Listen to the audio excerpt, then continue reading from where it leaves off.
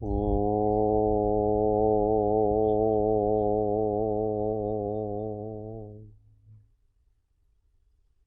नमो अरिहन्ताणं नमो सिद्धाणं नमो आयर्याणं नमो उपज्जायाणं नमो लोये सव्वसाहुणम् एषो पञ्चणमुक्कारो सव्वपावपणासनो मङ्गलाणं च सव्वेसिं पडमं हवै मङ्गलम् ॐ नमो अरिहन्ताणम्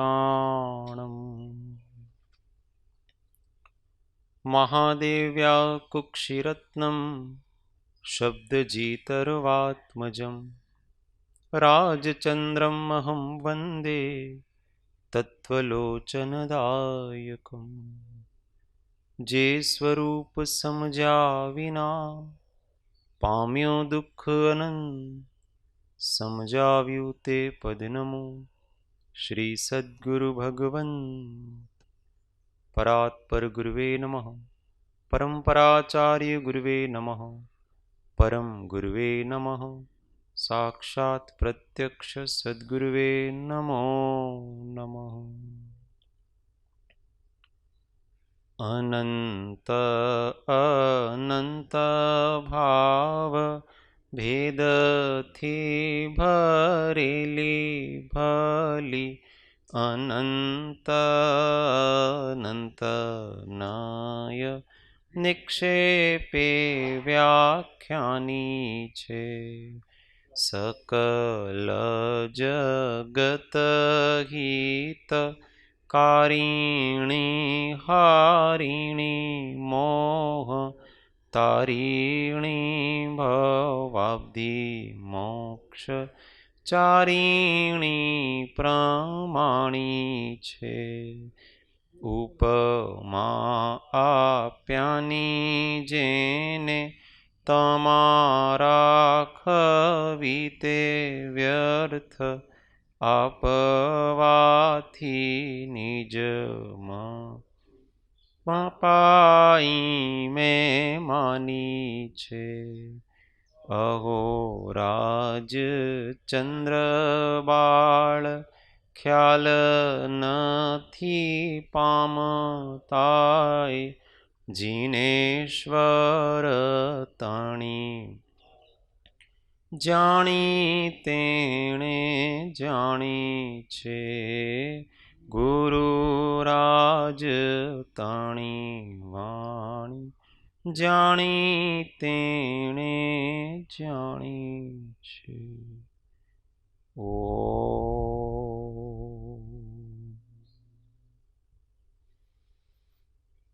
जय सद्गुरु वंदन।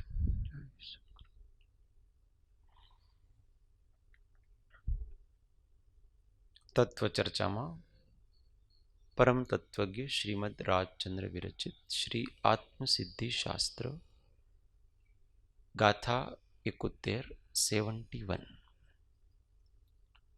शिष्य ने भी त्रीजी शंका। पहली शंका कई हती? आत्मा नथी एवी शंका हती। एनु समाधान कर्यु कि आत्मा छे। बीजी शंका कई थई? आत्मा नित्य नथी, तेनु पण समाधान कर्यु। थयुं कि नहीं थयुं? थयुं ने। आत्मा नित्य है, हमेशा रहता है, हम हमेशा रहते हैं। इसलिए अब डर लगेगा कि नहीं डर लगेगा मरने का, रोग का? 7 प्रकार के भय समाप्त हो जाने चाहिए, तब जाकर के हम नित्य है ऐसा माना, नहीं तो माना नहीं। नहीं तो केवल दिल लगी की होता है ना। प्रेम और दिल लगी में क्या अंतर है पता है? एक होता है प्रेम और एक कहते हैं ना तुम मेरे से प्रेम नहीं करते हो, केवल मेरे से दिल लगी करी।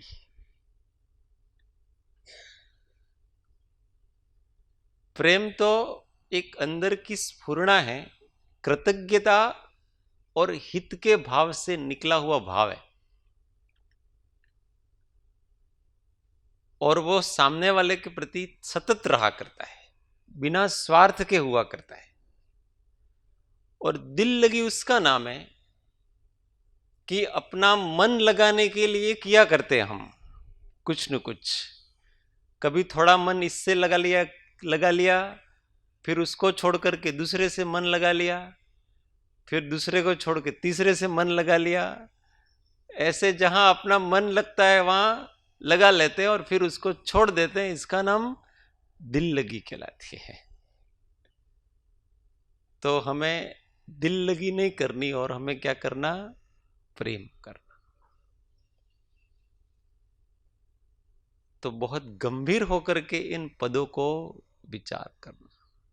ऐसा नहीं कि स्वाध्याय के समय स्वाध्याय हो गया, एक एक पद अपने आत्मा में स्थिर हो जाना चाहिए, और फिर उसके अनुसार ही हमारा सारा वर्तन होना चाहिए। अब आगे कहते हैं, गाथा 71 71। शंका शिष्य उवाच। આત્મા કર્મનો કરતા નથી એમ શિષ્ય કહે છે. સૌ સાથે. કરતા જીવન કર્મનો કર્મ જ કરતા કર, અથવા સહજ સ્વભાવ કા કર્મ જીવનો ધર્મ, અથવા સહજ સ્વભાવ કા कर्म जीवनो धर्म। आत्मा कर्मनो करता नहीं। यहां कर्म का अर्थ क्या लेना? दोनों प्रकार से, द्रव्य कर्म और भाव कर्म दोनों लेना चाहिए, और दोनों का वो करता है। तो यहां कहते कर्ता जीव न कर्मनो। जीव कर्म का कर्ता नहीं है, कर्मज कर्ता कर्म, कर्म ही कर्म का करता है। अथवा सहज स्वभाव का कर्म जीवनो धर्म, अथवा उसका सहज स्वभाव है तो वो जीव का ही धर्म है। मतलब वो जीव से अलग कोई वस्तु नहीं है। आप यहां मोक्ष की बात कहते हैं तो हमने दो प्रश्न किए। पहला प्रश्न ये किया कि पहली तो ये है कि कर्म का कर्ता जीव नहीं है, कर्म ही है। अगर हम पुद्गल की अपेक्षा से लें ज्ञानावरण आदि कर्म का कर्ता, तो ज्ञानावरण आदि पुद्गल हैं, उसका कर्ता कौन है? अगर निश्चय दृष्टि से देखा जाए तो पुद्गल का कर्ता पुद्गल है और चेतन का कर्ता चेतन। तो इस दृष्टि से तो कर्म का कर्तापना आपके कुछ घटा नहीं, आपने किए ही नहीं, क्योंकि ज्ञानावरण आदि कर्म है वो स्वयं ही ज्ञानावरण आदि रूप हो रहे हैं। तो आपने क्या किया इसमें? आपने तो कुछ किया ही नहीं। सब द्रव्य अपनी अपनी योग्यता से किसी निमित्त को पाकर के उस रूप परिणमित हो जाते हैं। बात बराबर समझ में आई? तो आपने तो कुछ किया ही नहीं इसमें। अब यूं कहते हो कि नहीं, कर्म का कर्ता अगर जीव है ऐसा कहो तो वो उसका स्वभाव ही हुआ, क्योंकि प्रत्येक पदार्थ अपने रूप ही परिणमन करता है, अपने भाव रूप ही परिणमन करता है। अन्य भाव रूप तो परिणमन करता नहीं है ना कोई पदार्थ। कोई चेतन है वो जड़ रूप तो परिणमन करेगा नहीं, और जड़ है वो चेतन रूप परिणमन करेगा नहीं। इसका अर्थ ये है कि वो अपना स्वभाव ही हुआ कर्म, और जब स्वभाव ही हुआ तो स्वभाव का नाश तो किसी काल में होता नहीं। जब स्वभाव का नाश किसी काल में होता नहीं तो फिर मोक्ष भी किसी काल में होगा नहीं, क्योंकि ये कर्म का नाश होगा नहीं कभी। कर्म, क्योंकि कर्म स्वभाव है और स्वभाव का नाश नहीं होता है, और इस कारण से किसी जीव का मोक्ष भी नहीं होगा। ये सीधी सी बात है। शंका समझ में आई? शंका ही पहले बहुत गहन है इसकी, शंका ही बहुत पावरफुल है इसकी, और उसमें उन्होंने गलत तर्क तो दिए ही नहीं है, एकदम सटीक तर्क दिए। वास्तव में परमार्थ की दृष्टि से देखा जाए, निश्चय नहीं की दृष्टि से देखा जाए, शुद्ध निश्चय नहीं की दृष्टि से देखा जाए तो ज्ञानावरण आदि का कर्ता ये जीव नहीं है। उस अपेक्षा से तो शिष्य बराबर है, गलती गुरु जी की है, शिष्य की गलती यहां पर नहीं है। परंतु वो शिष्य है, वो गुरु की अंदर की बात समझ नहीं पा रहा है कि गुरु होते हैं, वो कोई भी बात कहते हैं, कोई कथन करते हैं, तो उनके कथन का अभिप्राय जीव का कल्याण करने का है। कोई चीज बताना उनका प्रयोजन नहीं है। मैं आपको ये सब चीजें बता दूं, कोई गुरु उनको बता दे तो बताना उनका प्रयोजन नहीं है। प्रयोजन क्या है? जीव का कल्याण करना, ये उसका प्रयोजन है। अब कल्याण जिस जिस प्रकार से होता है उस प्रकार से वो बताएंगे। तो कभी तो परमार्थ कहने से कल्याण होता है और कभी कभी अपरमार्थ कहने से कल्याण होता है। बात समझ में आती है? बहुत कठिन बात है, गहन बात है। कभी कभी तो व्यवहार कहने से कल्याण होता है और कभी कभी निश्चय बताने से कल्याण होता है। जीव ज्ञानावरण आदि कर्म का करता है, ये व्यवहार है कि निश्चय? चलो व्यवहार है, इस पक्ष में कौन कौन है? हाथ खड़े करेंगे जरा। बहुत सारे। और निश्चय है ये, इसमें बाकी के सब निश्चय। सही क्या है? तो ज्ञानावरण आदि कर्म का कर्ता निश्चय से तो जीव नहीं है, व्यवहार से जीव है। बराबर? तो यहां व्यवहार की बात क्यों करते हैं? वो तीसरा पद है ना, ऐसा क्यों लिया उन्होंने कि आत्मा कर्म का कर्ता है? आप हमको जो मूल बात है वो बताओ ना। आत्मा कर्म का कर्ता नहीं है, साबित तो ऐसे ही होगा। अंत में जब निश्चय आएगा, परमार्थ आएगा, तो ऐसे ही साबित होगा कि आत्मा कर्म का कर्ता नहीं है। कर्ता कब है? अज्ञान से है। अज्ञान के कारण कर्म का करता है। परंतु यहां गुरु जी को शिष्य का अज्ञान निकालना है, इसलिए जो अज्ञान से जो क्रिया हो रही है उसको छुड़ाना है। क्योंकि जो वस्तु, जो दोष निकालना है, वो दोष से जो क्रिया हो रही है उस क्रिया को आश्रय करके फिर वो कथन किया जाएगा। तो यहां तो गुरु जी को निकालना क्या है? गुरु को अज्ञान की, अज्ञान से तेरा कर्तापना है ऐसा तू मान। अभी अगर तू ऐसा नहीं मानेगा तो तेरा अज्ञान भी कभी नहीं जाएगा। क्योंकि जो अपने अज्ञान को स्वीकार नहीं करता है वो कभी भी ज्ञानी होने का प्रयत्न नहीं करता है।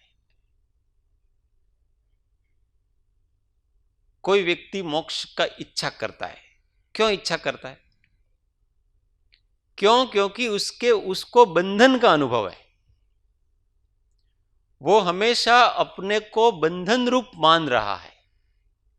ऐसा लग रहा है जैसे कि किसी सिंह को पिंजरे में बंद कर दिया है। बंद है वो ही खुलने का प्रयत्न करेगा। पर उस पिंजड़े में बंधे हुए सिंह को ऐसा है कि मैं तो मुक्त ही हूं,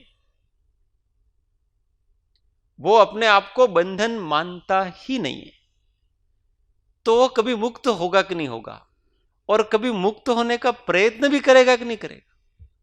प्रयत्न ही नहीं करेगा, मैं तो मुक्त ही हूं। ऐसी काल्पनिक मुक्ति वाले भी बहुत से दर्शन हैं कि आपने भ्रम से मान रखा है कि आप बंधन में हो, वो भ्रम निकालो और आप वहीं के वहीं मुक्त हो गए, तो कोई अपेक्षा से ठीक बात है, वो भी आगे आएगी। तो सबसे पहले शिष्य को भ्रम पकड़वाते हैं कि तेरा भ्रम क्या है, और उस भ्रम से तू करता क्या है वो बताते हैं। तो इसलिए बताए कि इसका करता है तू, किसी भी कारण नहीं है, ऐसा नहीं है। और जीव ने जो कहा है वो निश्चय दृष्टि से ठीक बात है।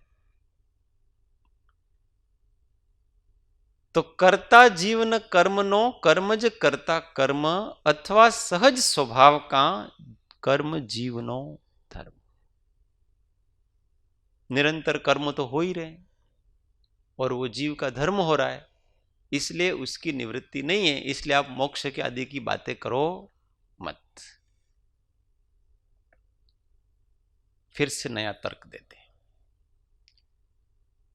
आत्मा सदा असंग ने करे प्रकृति बंध, अथवा ईश्वर प्रेरणा तेथी जीव बंध, अथवा ईश्वर प्रेरणा तेथी जीव अबंध।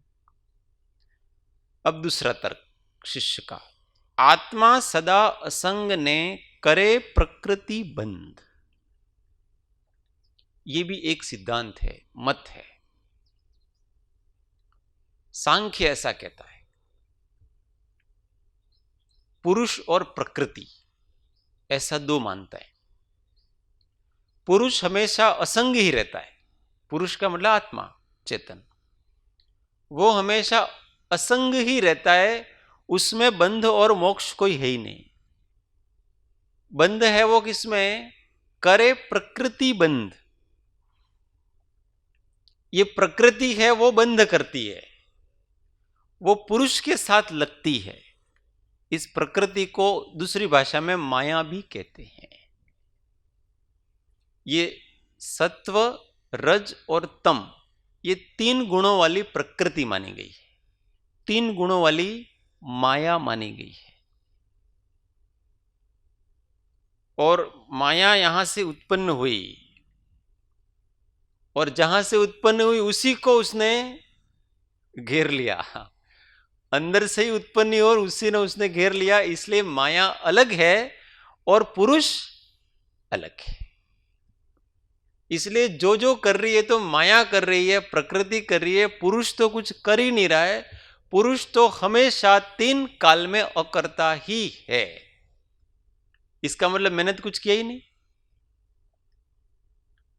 बैठा बैठा कोई एक अन्य द्रव्य है माया नाम का, प्रकृति नाम का, जो कि चैतन्य रूप नहीं है, उसको जड़ रूप कहा। प्रकृति को जड़ मानते, इन तीनों को गुणों को जड़ मानते हैं। सत्व को भी जड़ मानते हैं, रज को भी जड़ मानते हैं, और तमो को भी जड़ मानते हैं। सत्व का मतलब होता है अच्छी बातें, अच्छी बातें मतलब ईमानदारी वगैरह, शुभ, ये जितना शुभ है वो सब सत्व है, और जितना अशुभ है वो सब रजस है, और जितनी जड़ता है वो सब तम है। समझ में आई? शुभ, अशुभ और जड़त्व, ये तीनों अलग अलग वस्तु हैं। अच्छा व्यक्ति सज्जन व्यक्ति, दुर्जन व्यक्ति और जड़ व्यक्ति। समझ में आ रहा है? सज्जन और दुर्जन तो समझ में आ रहा है, पर दुर्जन और जड़ समझ में नहीं आ रहा। ये समझने जैसी वस्तु। जो चैतन्य तो है, जागृत तो है, परंतु उल्टा जाग रहा है, विपरीत परिणमन कर रहा है। समझ में नहीं आ रहा है ऐसा नहीं है, समझ में तो आ रहा है पर सब उल्टा उल्टा आ रहा है, इसलिए सब उल्टा उल्टा करता है। बुद्धि मिली है पर विषयों में ही लगा है, इंद्रिय विषयों में ही लगा हुआ है। ये रजस व्यक्ति है। इसलिए जो रजस प्रधान व्यक्ति होते हैं वो सारे के सारे भोगों में लगे रहते हैं, वो रजस प्रधान व्यक्ति। और सत्व प्रधान व्यक्ति है वो अपने विषय भोगों को छोड़ करके परोपकार में लगे रहते हैं, जगत के कल्याण में लगे रहते हैं।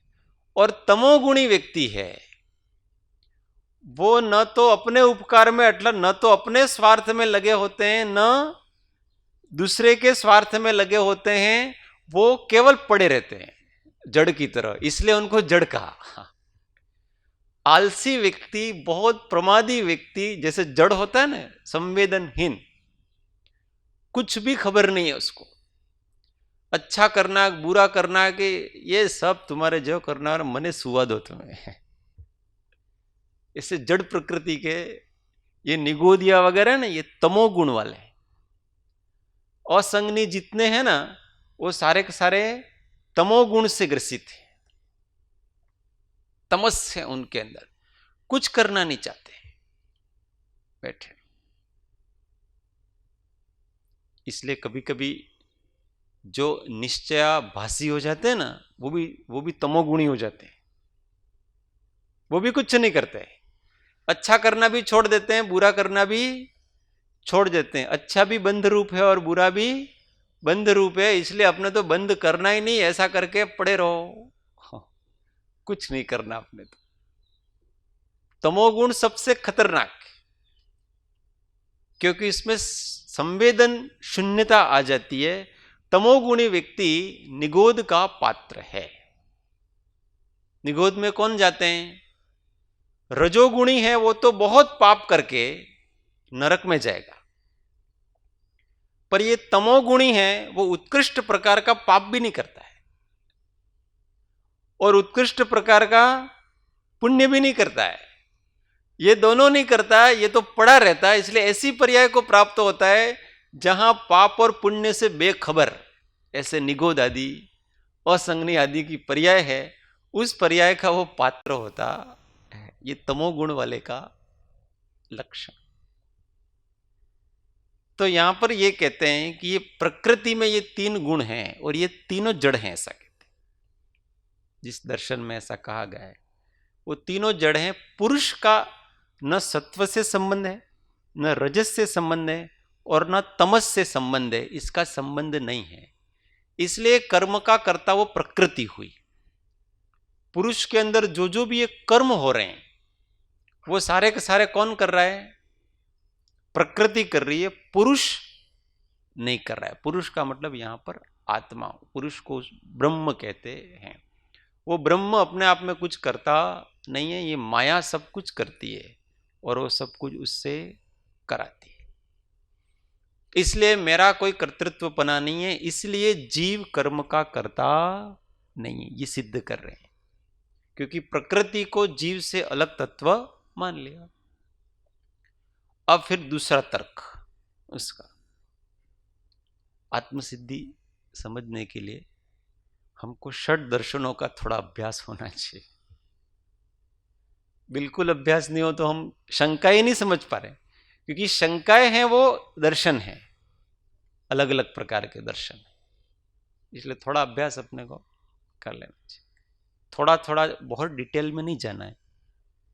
तो मोक्ष मार्ग प्रकाशक में अच्छी तरह से षट दर्शनों को बताया है, उसमें से पढ़े इतना भी आ गया तो भी बहुत है षट दर्शन। पर उसके बिना हमारी मान्यताएं निकलेगी नहीं और हम आत्मसिद्धि के साथ न्याय भी नहीं कर सकेंगे। हम शंका ही नहीं समझ पाएंगे तो केवल उत्तर को श्रद्धा से धारण कर लेंगे कि हमारे शंका नत करवी, तमे जे को छो साचो। समाधान को तो वो स्वीकार करता है, पर जो शंका जहां से उठ रही है उस शंका के स्वरूप को नहीं जान रहा है। इसलिए उसका यथार्थ में समाधान भी नहीं होता, क्योंकि ये समाधान किसके सापेक्ष किया गया है, उस भाव को वो समझ नहीं पा रहा है।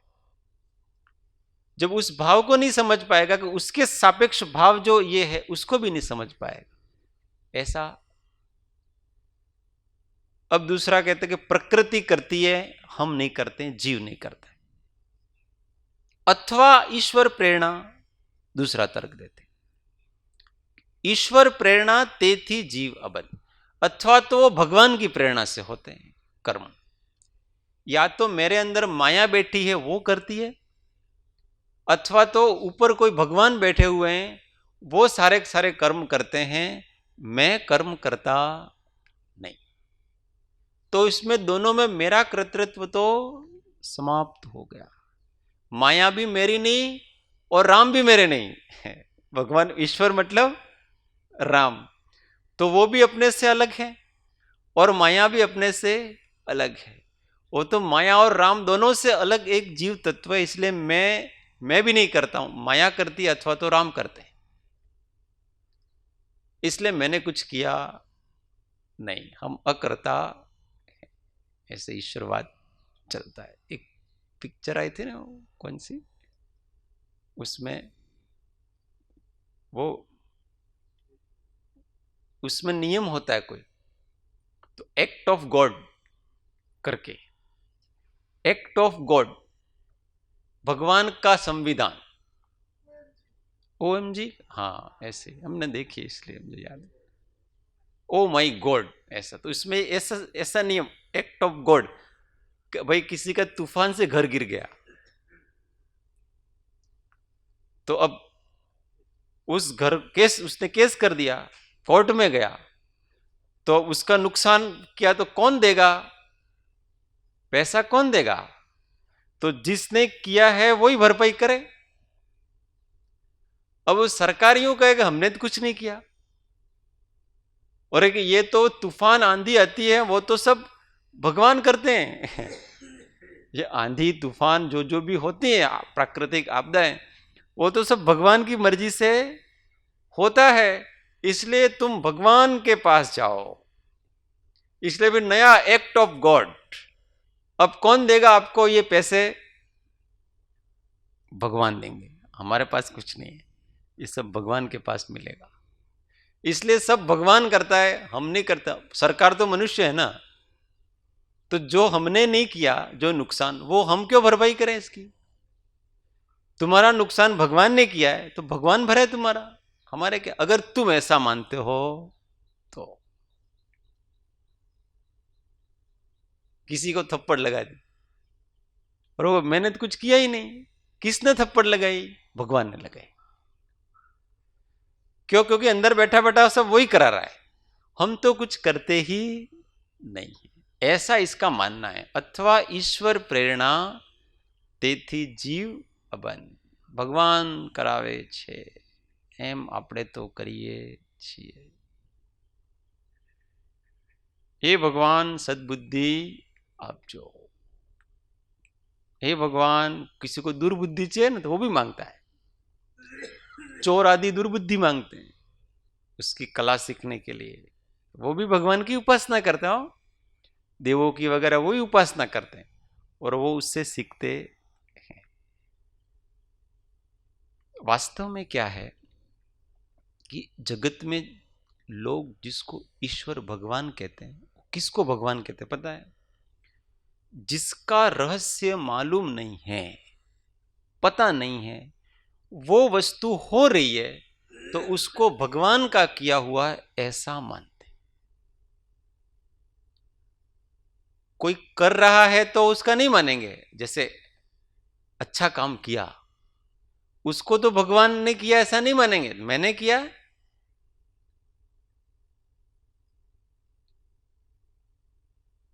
अथवा थोड़ा कोई विनयवान होगा वगैरह, ऐसा ऊपर ऊपर बताने के लिए कि આપણે કાંઈ કરતા નથી, બધું ભગવાન करे छे।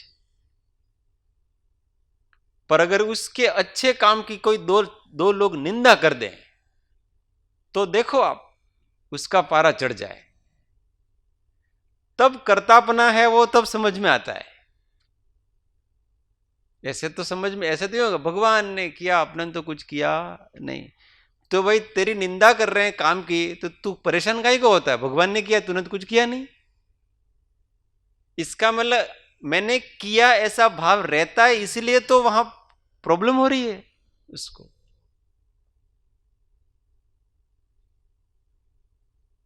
अथवा कोई चीज पता ही नहीं, अपने को पता नहीं पड़ रहा उसका कि ये काम, कार्य कारण संबंध, कौन सा कार्य किस कारण से होता है वो सब पता नहीं पड़ रहा। अपने जीवन में बहुत से ऐसे कर्म के उदय आते हैं, ऐसी घटनाएं घटती हैं कि जिसमें हमारा कोई लेना देना नहीं था, हमने किसी का कोई बिगाड़ा नहीं, हमने किसी का कुछ, तो भी हमारे साथ वो घटनाएं होती हैं। अब हमको इसकी परंपरा मालूम नहीं है कहां से हो रही है, हमने वो कब किया था, तो हम क्या सोचते हैं, भगवान ने ये सब किसने कराया हमको, भगवान ने कराया, क्योंकि उसकी परंपरा हमें मालूम नहीं है कि ये कोई तो इस जन्म में किया है अथवा कोई तो पूर्व जन्म में किया है, कहीं न कहीं अपना किया हुआ ही है, परंतु पता नहीं है, इसलिए किसके ऊपर छोड़ा हमने, भगवान के ऊपर। जब तक अपने कोई सृष्टि का रहस्य पता नहीं है, तब तक हम ऐसा मानते रहते हैं कि ये सृष्टि भगवान ने बनाई, क्योंकि इसका रहस्य बहुत अथाह है। वो तो कोई सर्वज्ञ है और वो सर्वज्ञ बताता है यथार्थ स्वरूप, तब जैसा है वैसा उसको पता पड़ता है, तब उसके कर्तृत्ववाद भी समाप्त हो जाता। जब तक पता नहीं रहता है तब तक हम क्या, भगवान, हमें भगवान के ऊपर डालने की आदत पड़ गई कोई भी वस्तु, और हम मुक्त हो जाना चाहते हैं अपनी जिम्मेदारियों से। तो ये अपनी जिम्मेदारी से मुक्त हो गए कि भाई मैं कर्म करता नहीं हूं, मैं, मेरे अंदर कोई भी हो, मैं क्रोध नहीं करता हूं, भगवान ने कराया, अथवा आत्मा का स्वभाव है, अथवा प्रकृति कराती है, ऐसा तर्क बनाता है और फिर अपने काम निकलता रहता है, काम करता जाता है, चार गतियों में घूमता रहता है, और कभी भी अपने पुरुषार्थ को जागृत करता, अपने दोषों को निकालने का प्रयत्न नहीं करता है। इसलिए फिर कहते हैं 73 नंबर, माटे मोक्ष उपायनो कोई न हेतु जणाय, कर्म तणु करतापणु कानहि जाय, कर्म तणु करतापणु कानहि जाय। माटे मोक्ष उपाय नो कोई न हेतु जनाए, इसलिए मोक्ष के उपाय का हमको कोई हेतु, कोई कारण दिखता नहीं है। क्यों? क्योंकि कर्म जिससे हो रहे हैं वो सब अकारण है।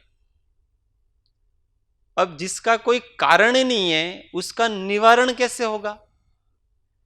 कारण का निवारण होता है, बिना कारण का निवारण होता नहीं है। क्योंकि पहले तो यही बताया कि कर्म कर्म ही करता है, दूसरा कोई कारण नहीं है, तो वहां भी अकारण सिद्ध हुआ। दूसरा उसने ये बताया कि स्वभाव से होता है, जीव के स्वभाव से ही हो रहे कर्म, तो स्वभाव से हो रहा, वहां भी कोई दूसरा कारण नहीं है, तो वहां भी उसका निवारण करना रहा नहीं। तीसरी बात उसने प्रकृति की बताई, प्रकृति भी अकारण है, जैसे पुरुष अकारण है उसी प्रकार प्रकृति भी अकारण है। अब अकारण है इसलिए उसका भी निवारण नहीं है। अब के ईश्वर, चौथा कारण उसने ईश्वर बताया कि ईश्वर करता है, अब ईश्वर भी अकारण है, वो भी हमेशा रहने वाले हैं और वो कराते ही रहेंगे हमको, और हम करते ही रहेंगे, तो वो कारण भी नष्ट हो, ऐसे वो भी कारण नहीं है। अब जिसका कोई कारण नहीं है उसका कैसे निवारण करें हम? इसलिए माटे मोक्ष उपाय नो कोई न हेतु जना है। इसलिए मोक्ष के उपाय का हमको तो कोई कारण दिखता नहीं, क्योंकि सारे कारण हैं वो अकारण, और अकारण का कभी निवारण हो सकता नहीं। कर्म तणो कर्तापणो का नहीं जाए। तो ये किस प्रकार से ये कर्म का कर्तापना जाए, हम उसको समझ नहीं पा रहे। शंका जागरी, इतनी सारी शंकाएं, इतना कभी हमने सोचा कि जीव कर्म का कर्ता नहीं है, किस किस कारण से नहीं है, वो कभी हमने सोचा? हमने कभी इतना इतना ही कि भाई भगवान ने कहा है कि जीव कर्म का कर्ता नहीं है तो मान लिया, पर कभी भी हम उसकी तह में नहीं गए। हमारे अंदर पड़ी हुई जो अंदर अलग अलग प्रकार की मान्यताएं हैं अनादिकाल से, उस पर हमने दृष्टि नहीं डाली। इसीलिए बिना परीक्षा के मान लिया, बिना परीक्षा के मान लिया और व्यवहार सम्यक दृष्टि हुए, और उसी प्रकार से व्यवहार सम्यक ज्ञानी भी हो जाएंगे। उसी प्रकार से फिर व्यवहार चारित्र भी हो जाएगा। तब क्या करना? पापों से निवृत्त हो जाओ। तो वहां ये सब सारा रत्नत्रय आपके आ गया, वैसे के वैसे आ गया। बिना परीक्षा के तत्वार्थ श्रद्धान करने से व्यवहार सम्यक्त्व आया, व्यवहार ज्ञान आया और व्यवहार चारित्र तीनों आ गए। और ऐसे तीनों हमारे इसी काल में नहीं आए हैं, अभी नहीं आए हैं, अनादि से अनंत बार आए हैं। ऐसे तीनों अंदर से परीक्षा प्रधानी होकर के जीव ने सोचा ही नहीं कभी। अंदर पड़ी हुई जो मिथ्या प्रकार की मान्यताएं हैं उसके बारे में कभी विचार ही नहीं किया, और बिना विचारे मोक्ष के मार्ग पे भी चला। परंतु बिना विचार के चलता है तो वहां मोक्ष का मार्ग नहीं बनता है, वहां तो केवल मोक्ष की क्रिया बनती है और कुछ बनता नहीं। इसलिए बहुत गहन चिंतन मंथन करना चाहिए। जैसे जैसे चिंतन मंथन करते जाते हैं वैसे वैसे हमारे अंदर पड़ी हुई मान्यता निकलती। हमको यूं लगता है कि ये सब अन्य अन्य दर्शनों की हैं, तो वो अन्य अन्य दर्शन कोई अन्य जगह थोड़ी हैं। सारे दर्शन आत्मा में होते हैं। किसी व्यक्ति में दर्शन देखा, किसी ने चार्वाक को देखा, इस संसार में कोई चार्वाक को देखा, चार्वाक के अनुयायी, कोई सांख्य को मानने वाले देखे, कोई वैशेषिक मानने वाले देखे, कोई न्याय को मानने वाले देखे? ये है ही नहीं वर्तमान में। इनके अनुयायी ही आइडियली जिसको अपन कहते हैं ना, जैसे जैन हैं, बौद्ध हैं, ऐसे ये है ही नहीं। ये एक विचार है और वो विचार हर एक के अंदर है। इसलिए अपने को शंकाएं कर करके कहां कहां मान्यताएं रह जाती, वो निकालना है। इसलिए बहुत विचारक प्रकार का व्यक्तित्व होना चाहिए, बहुत चिंतन मंथन करना चाहिए, सीधी बात कभी नहीं मान लेनी। बहुत गहन चिंतन मंथन से जो बात अंदर से आती है वो हमारी होती है, अपने अनुभव की होती है। कभी कभी तो सब कुछ पढ़ लेने के बाद हमारे मौलिक प्रश्न उठते हैं, उस पे शंका जागती है। कृपाणु देव ने तो कई कई बार इनको चैलेंज कर दिया है। वितराग देव को चैलेंज किया उन्होंने, जिनेन्द्र के मार्ग के ऊपर भी प्रश्न चिन्ह उन्होंने उठाए, और नहीं उठाएंगे तो हम गहन जाएंगे नहीं, विचार में नहीं जाएंगे। इसलिए बहुत गहन विचार करने की आवश्यकता है, तब जाकर के अंदर का माल निकलता है। विवेक और वैराग्य से संपन्न विचार है वो ही अपने को ब्रह्म तक पहुंचाता है। हमारे पास आत्मा तक पहुंचने का एक ही साधन है, विवेक और वैराग्य से उत्पन्न विचार। और वो विचार इस प्रकार से चलता रहता है। जब इसका फिर से समाधान करेंगे कि किस प्रकार से कर्म का कर्तापना है, इसका समाधान। कोई नहीं प्रश्न? नहीं। समाधान। ओ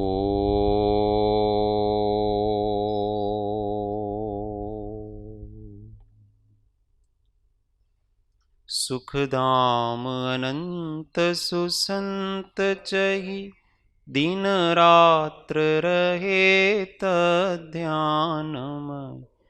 पर शांति अनंत सुधामय जे प्रणमो पद तेवर तेज ओ प्रणमो पद तेवर तेज। सद्गुरु परम कृपाळु त्रिलोकनाथ की जय। सब संतन की आनंद घन। ओ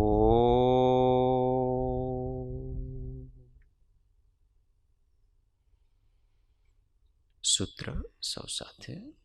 હું આત્મા છું, આપનો સેવક છું સૌનો। હું આત્મા છું, આપનો સેવક છું સૌનો મિત્ર છું। હું આત્મા છું, આપનો સેવક છું સૌનો મિત્ર છું। ઓમ શાંતિ शांति शांति। जय सद्गुरु।